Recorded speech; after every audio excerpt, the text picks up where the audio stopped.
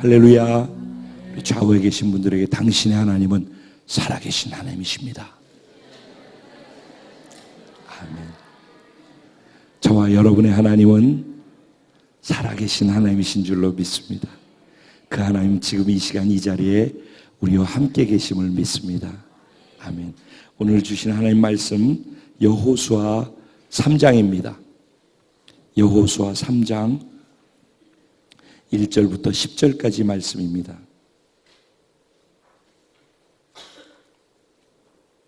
여호수아 3장 1절부터 10절까지 말씀, 제가 한 절 여러분 한 절 교독하시고 10절 말씀은 그 말씀의 의미를 또박또박 생각하면서 같이 한번 읽어봤으면 좋겠습니다. 제가 1절 먼저 시작합니다. 또 여호수아가 아침에 일찍이 일어나서 그와 모든 이스라엘 자손들과 더불어 시딤에서 떠나 요단에 이르러 건너가기 전에 거기서 유숙하니라.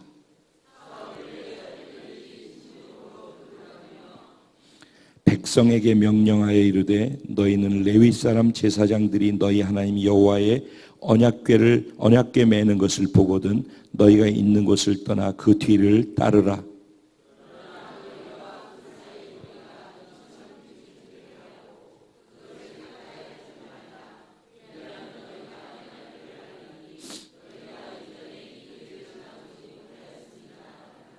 여호수아가 또 백성에게 이르되 너희는 자신을 성결하게 하라. 여호와께서 내일 너희 가운데 기이한 일들을 행하시리라.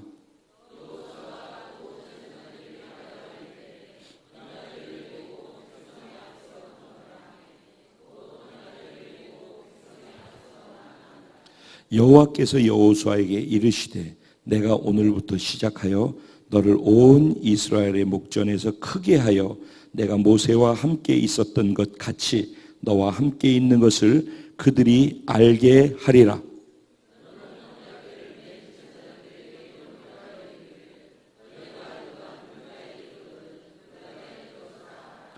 여호수아가 이스라엘 자손에게 이르되 이리 와서 너희의 하나님 여호와의 말씀을 들으라 하고 다 같이 또 말하되 살아계신 하나님이 너희 가운데에 계시사 가나안 족속과 헷 족속과 히위 족속과 브리스 족속과 기르가스 족속과 아모리 족속과 여부스 족속을 너희 앞에서 반드시 쫓아내실 줄을 이것으로서 너희가 알리라. 아멘. 오늘 이 말씀 가지고 이 시대의 가나안을 정복하는 건강한 그리스도의 교회, 바로 당신입니다. 네. 이런 제목으로 주시는 은혜를 나누려고 합니다. 늘 말씀드리지만 오늘 듣는 말씀이 설교가 아니고 살기 위해서 하는 것일 뿐만 아니라 그 사는 것을 우리가 하는 것이 아니라 교회가 하는 것이 아니라 바로 내가 해야 된다라는 것을 계속해서 강조하기 위해서 바로 당신입니다 라고 하고 있다라는 사실을, 제가 19년째 이루고 있다는 사실을 잊지 않게 되기를 바라면서 하나님의 말씀을 같이 나누겠습니다. 이번까지 벌써 4주째가 되네요. 4주 동안 한 가지 주제를 가지고 말씀을 드리고 있어요. 그죠? 주제가 뭐였죠? 네.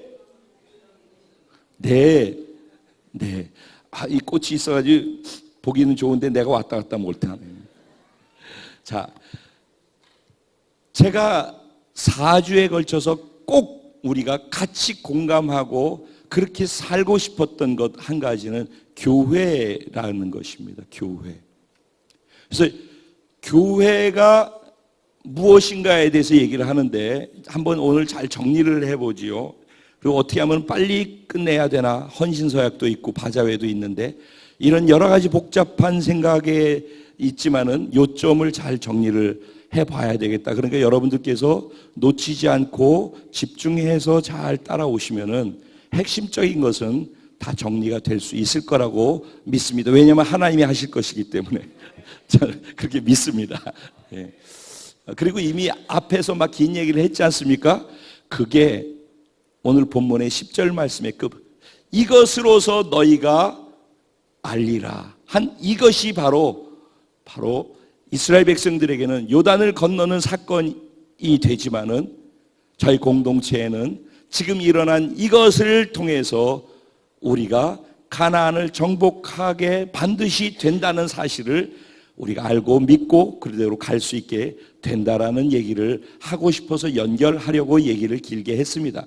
그러니까 앞에 얘기를 한 건 요단 도하 이게 확 올 수 있도록 이것이 우리에게 주신 하나님의 증거이고, 하나님이 자신을 내가 너와 함께 한다, 나는 살아있는 하나님이다, 난 전능한 하나님이다, 요단 도하를 통해서 요단강을 기적으로 건너는 걸 통해서 하나님이 이스라엘 백성들에게 이런 것처럼 가나안 땅을 정복하는 것도 너희 힘으로 하는 게 아니니까 너희는 내가 말한 대로 순종만 하면서 가면 돼 라는 이야기를 10절에다 해놓은 거예요.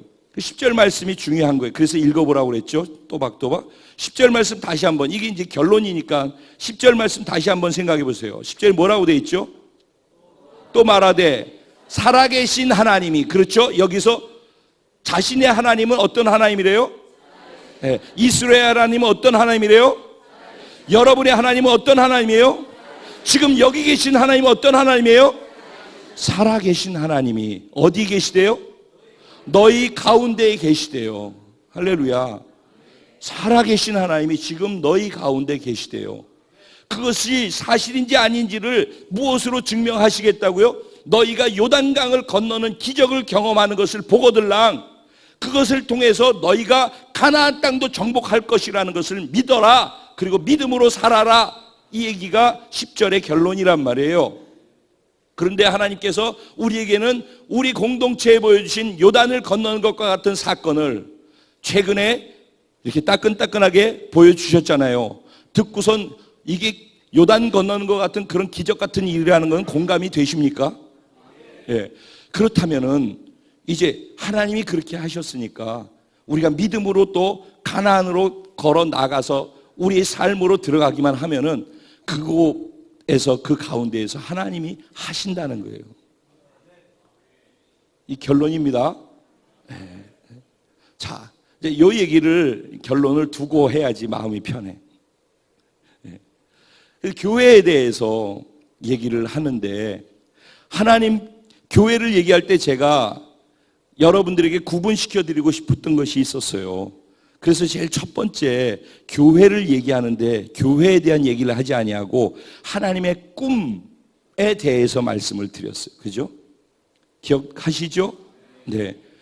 교회를 얘기하는데 하나님의 꿈에 대한 얘기를 했어요. 그리고 하나님의 꿈은 하나님의 나라의 완성이라고 말씀드렸고 그 하나님 나라의 완성을 위해서 하나님이 마스터 플랜을 짜 놓으셨고 그 마스터 플랜의 마스터 키로 사용하기 위해서 교회를 쓰시려고 하신다는 거예요. 그러니까 교회는 뭐예요? 하나님의 꿈을 성취할 마스터 키란 말이에요. 이렇게 이해를 하셔야 돼요. 그 얘기를 첫째 주에 했던 거예요. 그건 우리가 생각하는 교회, 내가 경험했던 교회, 내가 다녔고 내가 봤던 교회, 그것을 교회라고 생각하지 마시라는 거예요. 우리는 기준을 우리의 상식이나 경험이나 배웠던 지식으로 기준을 두면 안 돼요. 우리가 다녔던 교회, 내가 예전부터 다녔던 교회는 이랬어. 이건 교회일 수도 있고 아닐 수도 있는 거예요. 교회는 전통이나 우리가 경험한 게 교회가 아니라 성경에서 교회를 무엇으로 생각하고 있는가? 그거를 알고 그것을 이해하고 그렇게 교회로 사는 게 중요한 거예요. 그래서 저는 기준을 성경으로 교회가 무엇인지를 증명하려고 하는 거예요. 그래서 성경에서는 교회가 하나님의 꿈을 이룰 마스터 플랜으로서의 마스터 키다. 교회만 그걸 열 수 있다는 거예요. 하나님의 꿈의 성취는 교회를 통해서만 이룬다는 거예요. 그게 첫째 주 얘기했어요. 그러면 하나님께서 그런 교회를 지구상에 처음으로 세웠어요. 예수님께서도 예수님이 이 땅에 계실 때 내가 내 교회를 세우겠다고 그랬어요. 그러니까 교회는 하나님의 꿈이고 하나님이 완성할 하나님의 나라의 마스터 키일 뿐만 아니라 예수님께서는 교회는 내 거다, 내 교회다 이렇게 말씀하셨어요. 그러면서 세워진 첫 번째 교회가 어디에 있어요? 사도행전 2장에 있는 거예요. 그래서 지구상의 교회라고 하는 것이 없었을 때 처음으로 하나님이 지구상의 교회를 세우셨는데 그게 사도행전 2장에 나오는 교회의 모습이에요. 그 교회의 특징에 대해서 그래서 제가 말씀을 드렸어요. 사도행전 2장에 하나님께서 계획하신 첫 번째 세운 교회의 모습은 특징적인 것이 7가지 중에 6가지가 있었는데 그 6가지에 대해서 얘기했어요. 첫 번째가 뭐였죠? 그들은 예배하는 공동체였다는 거예요. 그죠? 근데 단지 이걸 이루려면 예배, 양육, 교제, 봉사, 전도, 구제 이렇게 하면 끝이에요. 그런데 예배를 예배되게 해야죠. 그들은 예배가 중심에 뭐가 있었어요? 늘 하나님의 임재가 있었어요. 그들은 떡을 뗐어요. 그들은 떡을 뗐다는 건 뭐예요? 예수님의 십자가의 죽으심과 부활하심, 성찬으로 말미암아 나는 죽고 예수의 생명으로 다시 태어나서 예수와 내가 연합돼서 하나 됐다라는 성찬의 의미를 날마다 모일 때마다 그것을 기억했어요. 하나님과 나와 연합되어 있다. 그리고 성찬을 떼는 우리들끼리 서로 연합되어 있다라는 거예요. 그것이 그들이 모일 때마다 떡을 뗐던 예배의 핵심이었단 말이에요. 그건 예배였단 말입니다. 그래서 하나님의 임재, 연합으로 하나 되어 있는 하나님의 임재를 경험하는 예배를 그들은 드렸던 거예요. 그냥 예배가 아니라, 참석하는 예배가 아니라 이게 핵심이라는 거예요. 그래서 저희가 예배, 우리 구역에서도 그렇고 개인도 그렇고 여기서도 그렇고 우리 예배의 핵심 뭐예요? 하나님 여기 계시다. 여기 계신 하나님을 인식하고 임재하신 하나님을 인식하고 그 하나님께 반응하는데 내 진심과 사랑을 표현해 드리는 것으로 반응하라. 그게 사랑에 빠진 예배, 진짜 예배다라고 자꾸 말씀드리잖아요. 그죠? 예.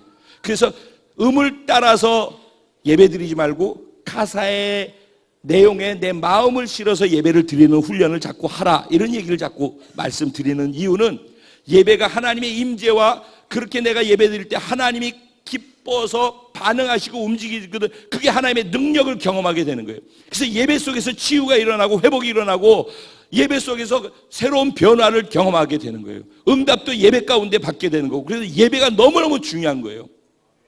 그래서 우리 예배는 임재와 능력을 경험하는 예배가 돼야지 목적, 하나님의 꿈을 이룰 목적을 향해서 갈 수 있는 힘과 동력을 얻기 때문에 예배가 제일 우선인 거예요. 그래서 일본에도 선교하러 간다는 얘기 안 하잖아요. 예배 드리고 싶습니다. 그래서 예배를 바꾸니까 교회가 바뀌고 선교가 시작되잖아요. 그러니까 교회도 예배가 바뀌어야 되는 거예요. 작년 6월에 우리 예배가 바뀌기 시작했죠. 강력하게 하나님이 기름 부으신 예배로. 그때부터 예배가 깊어지기 시작했어요. 예배가 바뀌어야 돼요. 초대교회 예배는 그런 예배였다는 거예요. 그리고 예배가 드려지니까 자연스럽게 하나님 주신 은혜로 넘쳐나니까 성령 안에서 말씀을 전하게 되죠. 자기가 자기 구원한, 자기를 변화시킨 그 말씀을 전하니까 복음을 전하게 되는 거예요. 그러니까 예배가 살아나고 그 다음에 뭐가 살아났어요? 전도가 살아나는 거예요. 그러니까 나가서 그냥 외치니까 사람들이 그 복음을 들었어요. 뭐 내 간증하고 이런 게 아니라 뭐 하는 거라고 그랬어요? 예수 그리스도가 나를 이렇게 바꿔놨습니다. 내가 변화된 부분이 있다면은 내가 잘나서가 아니라 내 간증하는 게 아니라 나를 이렇게 바꾼 살아계신 하나님의 아들 예수 그리스도와 내가 어떻게 연합돼서 나를 이렇게 바꿨는지 예수를 전했단 말입니다. 그러니까 그 안에서 전도가 일어나기 시작하는 거예요. 그래서 예배가 살아나고 전도가 있었어요. 그 전도한 사람을 사도들이 가르쳤어요. 양육했다고 그랬잖아요. 그러니까 양육이 사도들에 의해서 경험하고 뜨끈뜨끈한 살아있는 복음을 그들에게 양육을 한 거예요. 그러니까 예배가 살아나고 전도가 살아나고 양육이 살아나죠. 그리고 난 다음에 서로 갖고 있는 것들을 서로 교제하면서 교제했어요. 마음으로 교감하고 서로의 연약함을 나누고 그리고 서로를 칭찬하고 인정하는 그런 교제를 해야 된다고 그랬죠. 그리고 난 다음에 어려운 사람이 있어요. 나보다 덜 가진 사람, 나보다 연약한 사람, 힘이 부족한 사람들에게 그것을 나누어 주는 것이 섬김이고 봉사라고 그랬잖아요. 그래서 예배, 양육, 교제, 봉사, 전도가 다 살아서 움직이고 있는 건강한 교회였단 말입니다. 거기에 다른 사람을, 공동체 밖에 있는 사람을 돕는 것까지 하면 구제가 되는 거예요. 그래서 6개 기둥이 있는데 한 가지 기둥이 뭐냐? 선교의 기둥인데 그거를 안 하는 거예요, 예루살렘 교회가. 그래서 하나님께서 예루살렘 교회를 흩어서 결국은 안디옥 교회가 생기게 만들고, 하나님이 원하시는 진정한 교회, 건강한 모습이 선교까지 이루어져서 예배, 양육, 교제, 봉사, 전도, 구제, 선교라고 하는 7 기둥이 서는 건강한 안디옥 교회가 탄생하죠. 근데 탄생하기 전까지 처음 하나님께서 세운 것은 어쨌든 예배, 양육, 교제, 봉사, 전도, 구제까지가 활발하게 살아 움직이고 있는 그 교회였다는 거예요. 그러니까 하나님은 하나님의 꿈을 이룰 마스터 키로서의 교회를 처음 세우셨을 때 이런 7가지의 기능이 건강하게 살아 움직이는 것을 초대교회로 세우셨고, 이걸 샘플이라고 우리한테 제시하신 거예요. 교회는 이래야 된다는 거예요. 교회는 이게 교회라는 거예요. 우리가 알고 있는 전통이나 여기 경험으로 자꾸 그렇게 얘기하면 안 돼. 이게 교회라는 거예요. 이게. 근데 이 교회가, 제가 뭐라고 여러분께 이 교회가, 사람들이 왜 이런 교회를 못 만드냐면은 건물의 교회 안에 들어와서 교회가 그런 걸 할 거라고 생각하는 거예요. 교회가. 내가 교회라고 말씀드리는 거예요. 내가 교회다. 내가 움직이지 않으면은 교회는 그런 일이 일어나지 않아요. 내가 바로 교회고, 구원받았으면 예수 생명이 있으면은 그게 교회인 거예요.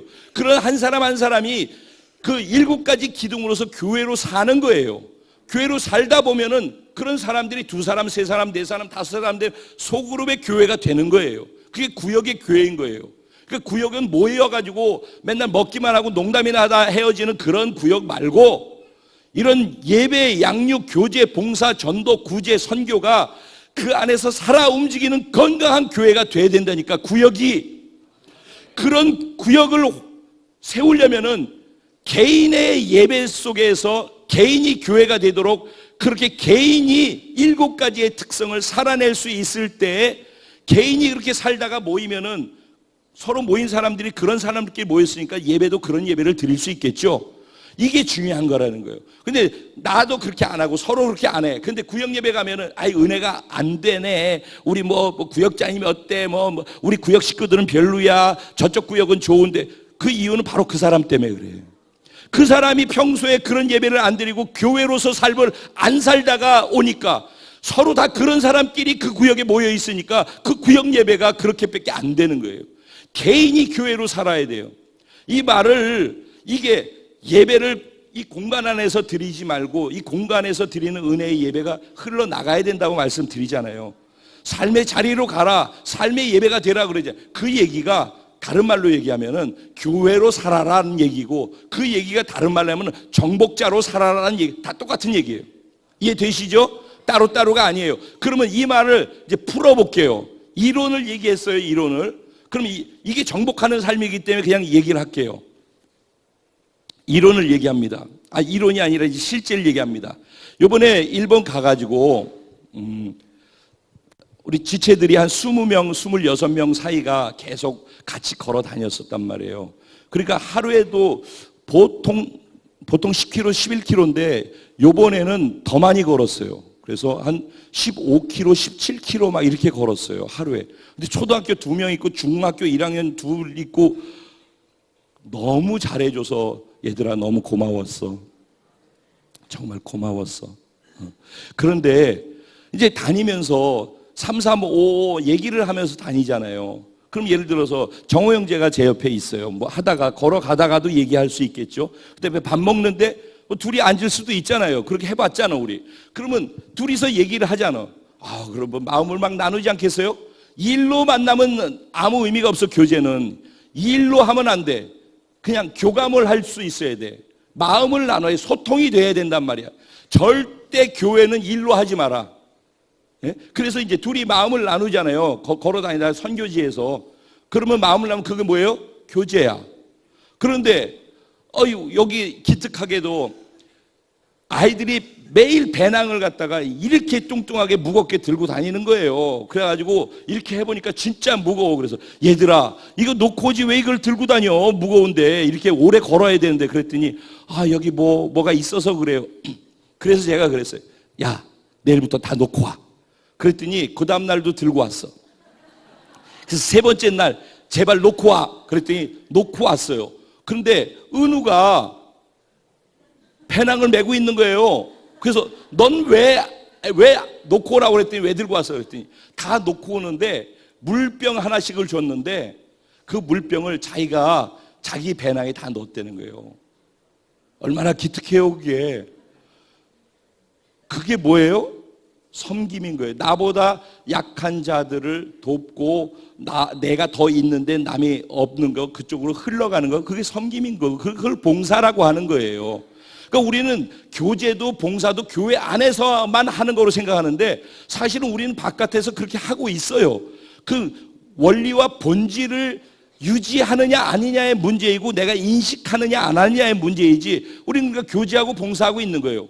그래서 은우가 너무 기특해서 전철에서 제가 은우 배낭을 짊어지고선 그날 제가 은우 배낭을 제가 짊어지고 있었어요. 왜? 은우보다 제가 좀 더 기운이 있으니까. 그런 게 섬김이라는 거죠. 그게 봉사라는 거예요.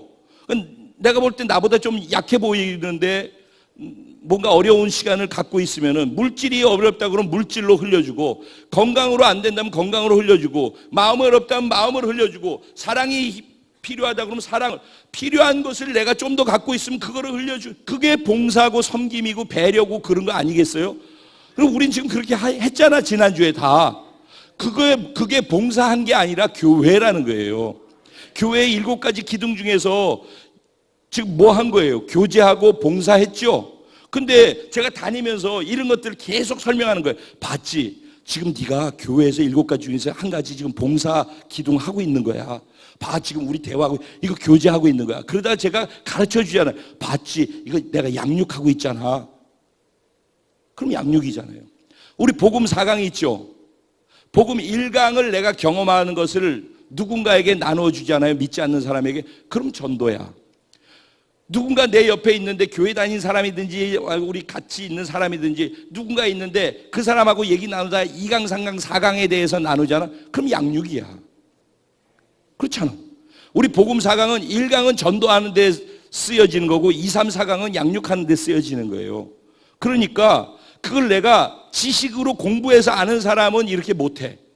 근데 매번 그것을 삶으로 적용해서 삶으로 경험해가지고 따끈따끈하게 그 복음을 내 가슴을 감동하는 복음으로 경험하는 사람은 그냥 사람이 누가 옆에 있으면 자꾸 얘기하게 돼 그거를. 그게 양육인 거예요. 그게 교제이고 그게 봉사고 그게 양육이에요. 근데 만약에 믿지 않는 사람이 누군가 옆에 오잖아요. 그래서 어느 날은 일본에 가서 있는데 우리 스케줄 다 하느라고 시간이 없었어. 그랬더니 한 분이 공항에 왔어. 공항에 믿지 않는 분이. 그래서 공항에서 나 밥 먹고 있는데 그 밥 먹는 사이 시간밖에 없어. 비행기 타고 이제 곧 떠나야 되는데. 그래가지고 그 사람 모시고 왔잖아요. 그래서 그 사람 밥 먹는 가운데 20분 동안 내가 예수님 전했어요. 그래서 그 자리에서 예수님 영접했어요. 20분 만에. 그럼 전도잖아. 근데 그거를 전도해야지, 명단 적고 기도해야지, 교회에서 하라고 그러니까 이렇게 일로 하면은 그 평생 가도 전도 못해. 그래서 그냥 삶이 돼야 된다니까. 그러니까 교회의 7가지 이 기능이라고 하는 이 특성이 그냥 살면서 자연스럽게 그냥 누구 옆에 있으면 교제가 되고 누구하고 얘기하다가 도와줄 거 있으면 봉사가 되고 누구하고 얘기하다가 내가 경험하고 있는 것을 갖다 복음을 나누면 그게 양육이 되는 거예요. 꼭 책 갖고 하는 게 아니라 삶으로 경험한 것을 가지고 책을 그 대신 완전히 이해한 사람이 이렇게 할 수 있겠죠. 네.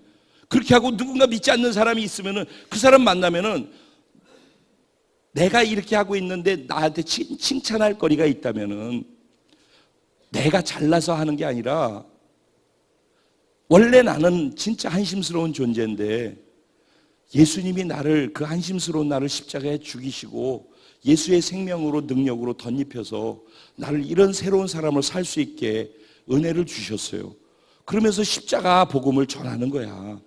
그러면 자연스럽게 그냥 자기가 어유 대단하시네요 그 말 한마디로 싹 걸고 가가지고 어디로 가? 예수께로 가서 복음을 전하잖아. 그러니까 어디서라도 복음을 전할 수 있다니까. 그러니까 그렇게 삶에서 그렇게 하는 법을 모르는 거야. 왜? 그렇게 이론으로만 듣고 살려고 하지 않기 때문에. 근데 제가 하는 얘기들은 살려고 하고 현장에서 그렇게 하는 사람은 목사님이 같은 얘기를 하고 있구나를 알기 시작해. 근데 이론으로 이해하려는 사람은 아무리 이해를 하려고 해도 이 말 틀린 것 같고 저 말 틀린 것 같고 목사님 똑똑하다, 어떻게 저렇게 많은 것을 이렇게 많이 얘기하지, 그게 아니라 그냥 살자는 얘기를 하고 있는 거고, 이 얘기 저 얘기 다 해서 연결시켜보면 그냥 살아서 해보면은 이 말이 이 말이고 이 말이 이게 삶의 이게 정복하는 거고 이게 교회로 산다라는 거 똑같은 얘기구나를 하고 있다라는 사실을 알게 될 거예요. 그래서 지금 여러분들이 제가 고맙다고 그러잖아요. 지난주에 여러분들이 정말 그렇게 하셨어요. 그리고 지난주에 제가 그랬잖아요. 교회는 그렇게 하는데 교회는 그리스도의 몸이라고.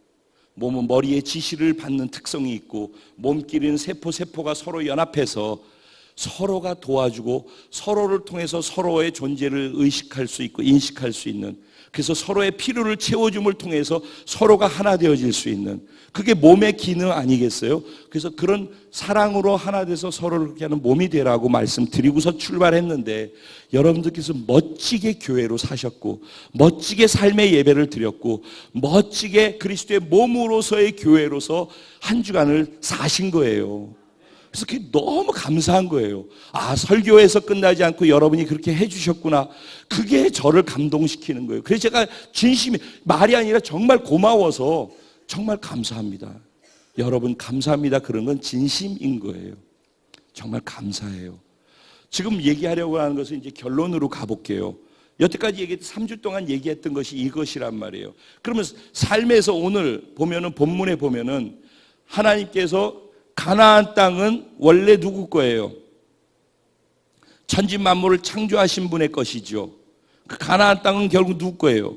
하나님 거죠. 하나님 것을, 가나안 땅을 누구한테 줬어요? 인간한테, 하나님의 자녀에게 주었어요. 그 첫 번째는 누구예요? 아담이죠. 가나안 땅하고 똑같은 상징적인 에덴 동산을 주었잖아요. 근데 죄 짓고 뺏겼죠. 그러면서 사단이 다 갖고 갔어요. 가나안 땅까지. 근데 아브라함한테 믿음의 조상으로 한 명 세워놓고 아브라함한테 가나안 땅 줄 테니까 가라고 그랬죠. 그래서 갔죠. 그래서 아브라함이 가나안 땅에 살았어요, 안 살았어요? 살았죠. 그럼 가나안 땅 누구 거예요? 아브라함 거고 아브라함의 후손의 거지요. 하나님이 계획해 놓으신 것이죠. 그 가나안이 결국 무엇인가에 대해서 다 말씀드려요. 에덴 동산, 하나님의 나라의 샘플. 그 다음에 가나안은 이스라엘이라고 하는 하나님 나라의 샘플. 그들이 거할 땅이란 말이죠. 그러면 다 지금 하나님의 나라를 얘기하고 있는 거예요. 그리고 하나님의 꿈은 하나님의 나라 완성이라고 말씀드렸잖아요. 에덴 동산에서 인간이, 아담이 실패한 그것을 이스라엘이라는 나라를 통해서 어떻게 하나님의 나라를 회복할 수 있는지의 샘플을 보이셨단 말이에요. 그리고 이제 예수님이 두 번째 아담으로 오셔서 십자가에 죽을 때 우리를 다 죽여버리고 예수님이 부활하신 부활의 생명으로 우리를 다 초청했단 말이에요. 그래서 그 생명으로 내가 같이 살겠습니다라고 예수를 믿음으로 받아들인 사람은 이제 이 땅에서 예수의 생명으로 사는 자들로, 하나님의 자녀로, 영적인 존재들로 영의 세계 속에서 살 수 있는 사람이 된다는 거예요. 그래서 구원받아서 영적인 하나님의 자녀가 된 사람은 이 세상에 속해 있는 이 세상을 정복하는 하나님의 아들, 딸로서 예수 믿는 사람으로서 예수의 생명을 갖고 예수의 원리로 정복하는 삶을 살라는 거예요. 이 땅은, 이 시대의 가나안은 어디예요? 그러면은 지금 우리가 살고 있는 여기가 가나안이에요. 구약은 육적인 이스라엘 백성들과 눈에 보이는 땅이 있어야 했고 하나님의 통치를 받으면 하나님의 나라였잖아요. 신약은 예수님의 생명을 통해서 구원받아서 하나님의 자녀된 사람들이 영적 이스라엘 백성들이잖아요. 그리고 그 땅은 어디에 있어요? 땅은 영적인 거란 말이에요. 우리가 그렇게 살아갈 때 우리가 살아가는 삶의 자리에서 가나안이 정복되어서 땅이 넓혀져 가는 거예요. 언제까지? 주님 오실 때까지. 그 땅의 개념을 너희는 가서 모든 족속으로 제자를 삼아. 땅이란 말이에요. 이게 가나안이라고요. 주님이 이 땅에 오시려면 모든 족속이 복음을 들어야 그제서 끝이 오니까 우리에게 주신 가나안은 영혼들이란 말이에요. 우리가 살고 있는 처소란 말이에요. 근데 오늘 본문에 보면은 여기에 가나안의 7 족속이 나와요. 가나안 족속, 히위 족속, 그 다음에 또 뭐죠? 헷 족속, 그래 브리스 족속, 기르가스 족속, 여부스 족속, 아모리 족속 다 나오죠. 그러면 그게 7족속이래. 가나안의 7족속. 그 7족속을 가나안 땅에 들어가서 정복하라는 거예요. 그래서 신명기 7장에 보면은 정복을 하는데 아예 애부터 어른부터 짐승까지 다 진멸해서 죽여버리라고 그래요. 그리고 그들하고 혼인할 생각을 하지 말라고 그래요. 가나안 족속하고. 이유는 뭐예요? 가나안이 섬기는 우상 숭배를 우리가 하게 되고 그들의 법과 그들의 문화의 영향을 받게 되니까 물들어 간다는 거예요. 그러니까 절대 그렇게 하면 안 된다는 거예요. 그러니까 오히려 그들의 문화를 정복하고 그들의 법을 정복하고 하나님의 문화와 하나님의 법으로 바꿔나가야 된다는 거예요. 이게 이제 말하자면 영혼을 구원하는 것을 넘어서서 이 사회에 내가 있는 자리에서 영향력을 흘려주는 삶을 살라는 얘기를 하는 거예요. 근데 이제 이 얘기는 여러 복잡한 얘기고 어려운 얘기예요. 7가지 영역에 대해서 우리 기도하잖아요. 이것도 잘못한 거라고 따지는 사람들이 있어요. 이거 가지고서 왜 굳이 7가지 영역이냐? 가나안 정복이 7가지니까 근데 그걸 7개 영역으로 나눠서 거기다 대입을 시킨 건데 그게 맞니 트니? 그러니까 우리는 그런 소용돌이에 들어갈 이유가 없죠. 중요한 것은 학생이면은 학교에서, 교사면 교사로서 그곳에서 만약에 교육의 문제라고 그러면 뭐가 문제예요? 하나님의 어떤 교육 방법이 아니라 뭘 사용해요? 인본주의를 사용하고 진화론을 얘기하고 그리고 사람들이 그래서 지금 TV에 보면은 모든 강의가 다 무슨 강의하고 있어요? 인문학 강의하죠. 인문학 강의. 그렇죠. 왜 그런 줄 아세요? 인간에 대해서 얘기해요. 인간이 할 수 있다는 거예요. 그리고 인간의 감성, 그러니까 휴머니즘으로 다 가는 거예요.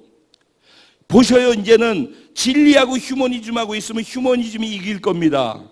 사단은 마지막에 전쟁의 카드로 휴머니즘을 사용할 거예요. 적그리스도는 휴머니즘을 가지고 세상을 자기한테로 다 집중시켜서 끌고 갈 거예요.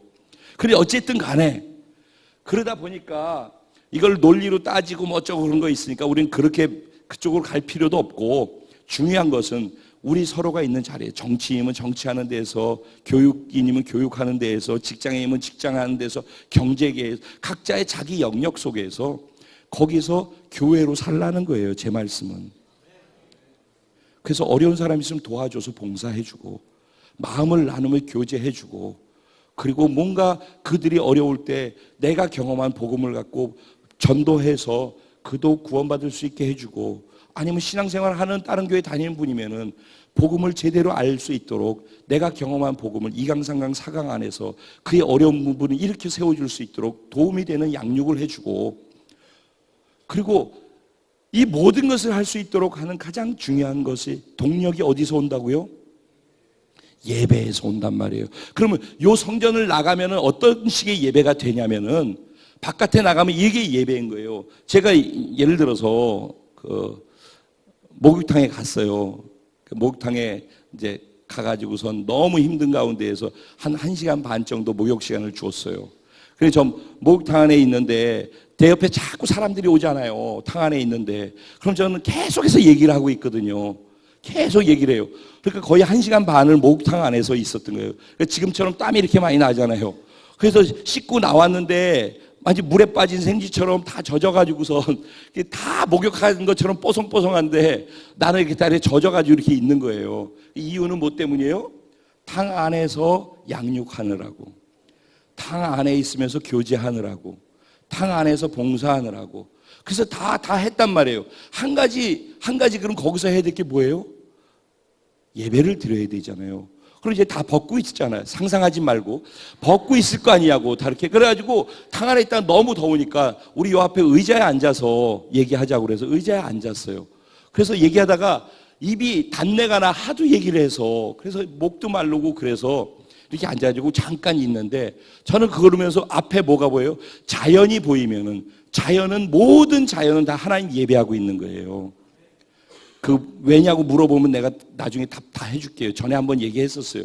자연 자체는 100% 하나님께 순종하는 거예요. 자연은 하나님의 창조의 원리와 질서대로 다 움직여요. 봄, 여름, 가을, 겨울 만들어 놓은 그대로 하고 잎사귀가 떨어져서 그 땅에 떨어지면 또 썩어가지고서 거름이 돼가지고 또 뭐, 이거는 자연은 모든 게 그래요. 바람이 불면은 흔들리게끔 돼 있고, 바람이 불면 구름은 날리게 돼 있고, 이거는요, 자연은 그렇게, 그러니까 하나님이 만들어 놓은 법칙대로 움직이는 것 자체가 예배라고, 순종이 예배의 정점이라고. 그러니까 자연은 모든 게 순종하고 있고, 모든 게 예배드리고 있다고. 그러면은 제가 2년 전인가 하나님을 계속해서 경험할 수 있도록 머슬 만들기 하라고 그랬잖아요. 영적 근육 만들기 기억나시죠? 영적 근육을 만드는 데 있어서 중요한 것을 한 가지 말씀드렸었어요. 뭐냐면은 24시간 중에서 이렇게 일주일에 한 번 예배 드리려는 이 짧은 시간에 하나님께 집중하는 이런 예배 말고, 이 자리를 나가서 어디서라도 24시간, 하루 24시간이 하나님하고 닿는 면적을 많이 만들어라. 하나님을 인식하는 것을 많이 만들어라. 그 말씀 드렸었잖아요. 그럼 자연을 보게 되면은, 여러분이 자연을 볼 수 있는 시간이 있을 때마다 자연 이코로 예배로 생각해 보셔요. 자연은 예배하고 있다 그러면은 자연을 생각하면서 예배를 생각하고 하나님을 생각할 수 있잖아요. 그래서 목욕탕에서 앉아가지고 있다가 저는 딱 대화가 끝나면은 앞에 바람에 날리고 있는 자연들이 있단 말이에요. 나무가 있고 잎사귀가 있고 그 얘기 했었잖아요. 그래서 지금 잠깐 멍하니 있지 말고 자연을 보면서 하나님을 인식해봐라. 예배의 중심엔 인식이 있지 않냐. 인식해서 여기 하나님이 계시다라고 내가 생각하고, 쟤네들이 예배 드리는 모습 봐라. 가지가 이렇게 뻗었는데 바람이 날리니까 이렇게 하니까 예배지 않냐. 얼마나 멋있어. 우리 이게 은혜 받으면 손 들고 예배하잖아. 쟤네들은 맨날 이러고 있어. 예배지 않냐고. 그걸 보면서 내가 예배의 자극을 받는단 말이죠. 도전을 받는단 말이죠. 그럼 그 자리에 앉아가지고 모양새는 좀 그렇지만은 있는 모습 그대로 하나님을 향해서 예배하고 있었거든요. 그럼 뭐예요? 자연 속에서 양육도 하고 있고, 봉사도 하고 있고, 교제도 하고 있고, 예배도 드리고 있고, 전도할 대상만 지금 내 옆에 없으니까 전도만 지금 안 되고 있는 것 뿐이지 다 하고 있잖아. 교회의 기능이 다 되고 있지 않냐고. 이게 교회라는 거예요. 이게 교회로 살라, 여러분이 교회다라는 건 이런 얘기란 말이에요. 이걸 말로 들으면 또 소용이 없어. 제 침이 바짝바짝 마르는데 지금 이걸 일단 살자고 이렇게 얘기를 하고 있는 건데, 듣고서 가. 그리고 요번 주에 말씀이 길었는데 좋긴 좋았는데 뭔지 잘 모르겠. 그럼 나는 슬퍼. 슬픈 게 아니라 아파. 내 아픈 게 도져. 그러니까 나를 건강하게 살게 계속 두려면은 여러분이 그렇게 사는 모습을 자꾸 보여주셔야 돼요. 그것을 삶의 예배라고 하기도 하고, 그것을 교회의 7가지 기능을 활성화해서 살아내는 교회라고 얘기하고, 그것을 오늘 본문처럼 이 시대의 가나안을 정복하는 모습이라고 얘기하는 거예요. 즉 결론, 본문에 보면은 이스라엘 백성들이 요단을 건너기 전에 3일 동안 기다리는 시간이 나와요. 왜 기다렸을까요? 말씀이 떨어질 때까지 기다린 거예요. 그들이 움직이는 근거는 어디에 있었어요? 기준에 있었단 말이에요. 기준. 세상에 의해 움직이지 않고 경험에 의해 기준 대신 하나님의 말씀에 의해서 움직였다고. 그러니까 그들에게 기준 대신 하나님의 말씀의 기준이라는 소리가 들리지 않으니까 기다렸단 말이에요. 3일을 기다리니까 하나님이 말씀하시잖아. 그러니까 하나님 말씀을 듣고, 하나님 뭐라고, 여호수아야 이제 제사장들과 함께 언약궤를 메고서 저기 한 1000m 정도 앞에서 가고 나머지 뒤따라가게 하라, 이런 얘기를 하자 말이에요. 그죠? 그러면 왜 그렇게 했어요? 모든 이스라엘 백성 200만 명 넘는 사람들이 1000m 떨어져서 높이 올라가 있는 언약궤를 보고서 따라가라고. 즉 말씀을 중심에다 두고 따라가라는 거예요. 그리고 한 가지 더 강조한 게 있어요. 너희 스스로 성결해라. 말씀에 순종하는 것과 우리를 거룩하게 구별하고 구분하는 것, 이 2가지가 우리가 가나안 땅에 들어가서 우리가 하는 것은 별거 없지만은 하나님이 별거 없는 우리를 사용해서 위대한 일들을 이루어 가시고 가나안을 정복하실 거라는 거예요. 가나안을 정복할 수 있는 키는 말씀에 순종하는 것이고, 하나님 앞에서 거룩하고 순결하게 자신을 지키는 거예요. 거룩이란 단어는 구별한다, 분리한다라는 거잖아요. 세상의 문화, 세상에서 내가 좋아하는 것, 세상이 원하는 것, 세상이 우리에게 흘려주려고 하는 것들로부터 거부해야 된다고. 그것과 분리해야 된다고. 분리하지 않으면은 하나님께서 계속 이렇게 도와주실 수는 있고, 기도하면은 또 잘못하면 또 와서 울고, 또 문제 있으면 또 울고, 이게 신앙생활이 되고 그걸로 끝나. 그런 신앙생활을 하면 안 된다니까. 우리 신앙생활은 하나님이 하신다고 하신 말씀을 붙잡고, 그 다음에는 그렇게 될 거라는 사실을 믿고 무모한 믿음을 갖고 무모한 도전을 하며 앞으로 전진하는 거예요. 그럴 때 다른 사람이 볼 땐 무모해 보이지만은 그 무모함 고름에 2년 만에 이런 일들을 이루시는 거예요. 그래서 요단강을 건너는 것을 너희가 보거들랑, 그것이 너희를 통해서 가나안 땅이 다 정복될 것이고 7 족속을 멸하게 될 것이라는 나의 사인이고 증명이라는 것을 너희가 알고 그 다음에는 담대하게 전진해라는 것이 10절 말씀이에요. 왜? 내가 살아있는 하나님이고 내가 너희와 함께 할 것이니까, 반드시 쫓아내게 될 것이니까 이 한 가지 징표만 들고 가라. 요단이 갈라져서 건너는지 안 건너는지 봐라. 요단강이 갈라져서 너희가 건너게 된다면 그것을 통해서 너희가 이 말이 무슨 말인지를 알게 되리라. 이제 전체적으로 하나로 이해가 되어졌나요? 네. 그렇게 되기를 간절히 소원하고요. 그렇게 살 수 있기를 바라고, 오늘 바자회 여는데 예전 같으면 바자회 그러면은 바자회 물건 팔고 거기서 남는 돈 갖고 구제하는 데 드리고, 그게 목적이었잖아요. 그게 목적이 아닌 거예요. 만약에 제가 여기 있었다면 처음부터 저는 이렇게 얘기했을 건데, 누구한테 맡겨놓으면 전 가능하면 그분이 그냥 하시도록, 그냥 그래야지 그분을 잘하게 하고 또 세워가는 것이기 때문에. 근데 이제 제가 해야 되니까 정확하게 방향을 잡아서 하는 거거든요.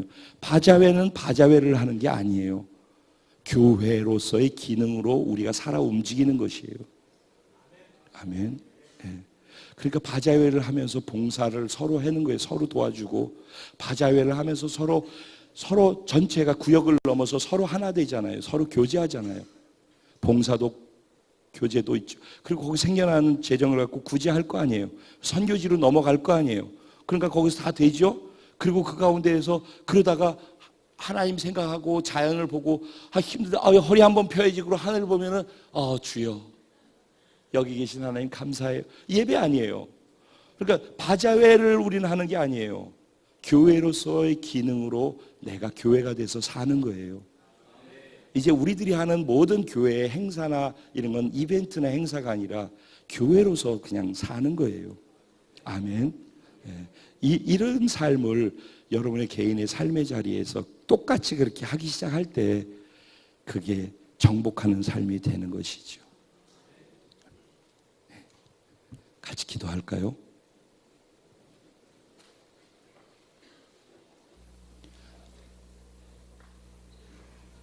네 번에 걸쳐서 교회가 무엇인지를 우리가 함께 들었는데, 바로 내가 교회라는 것과, 그럼 내가 교회로서 어떻게 세상 속에서 세상을 정복하고 변화시키면서 살 수 있을 것인지에 대한 것까지를 같이 생각해 봤어요. 누가 하겠지라는 생각 갖고 있으면 정말 회개해야 돼요. 아무도 그런 일을 하지 않아요. 오늘 이 말씀을 들으면 내가 그렇게 살아야지 우리 교회가 건강한 교회가 돼요. 그거는 순천에서 드리는 지금 여러분뿐만 아니라 일본도 마찬가지예요. 여러분들, 중국도 마찬가지야. 우리가 가서 뭘 하겠지? 아니야, 너희들이 해야 돼. 내가 갈 때까지 한 명씩 전도해서 내가 갔을 때 10명이서 예배 드리자고 했지. 잘 하고 있나? 중국? 일본도 마찬가지다. 교회가 되자. 그냥 억지로 하려고 하지 말고 교회로 살자. 그러다 보면은 하나님이 그렇게 믿음으로 걸어가는 우리를 쓰셔서 그냥 그런 일들이 일어나게 하신단다. 그러니까 하나님의 나라의 일은 억지로 하는 게 아니에요. 일로 하는 것도 아니에요. 그냥 그렇게 살다 보면 그냥 되어지는 거예요. 아멘. 하나님, 주권이 소유권이 하나님한테 넘어가는 순간 교회가 되고 가나안 정복이 시작됩니다. 내가 할 수 없는 거 이제 우리가 너무 잘 압니다.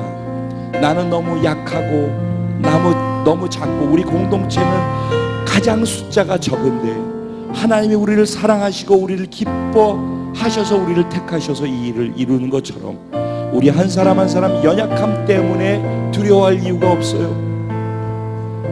내가 작지만 연약하지만 진짜냐 가짜냐가 중요해요. 하나님은 작지만 약하지만 진짜이기를 원하는 거예요. 사실 우리의 크기나 우리의 능력은 별로 하나님께는 중요하지 않아요. 왜냐하면 하나님 전능하신 하나님이기 때문에. 하지만 우리가 한 개를 드릴지라도 내가 한 개밖에 안 되는 존재일지라도 그 하나를 진짜로 통으로 드릴 때 하나님 그 하나를 가지고 수백만 명을 먹이시는 오병이어로 사용하시는 것이죠.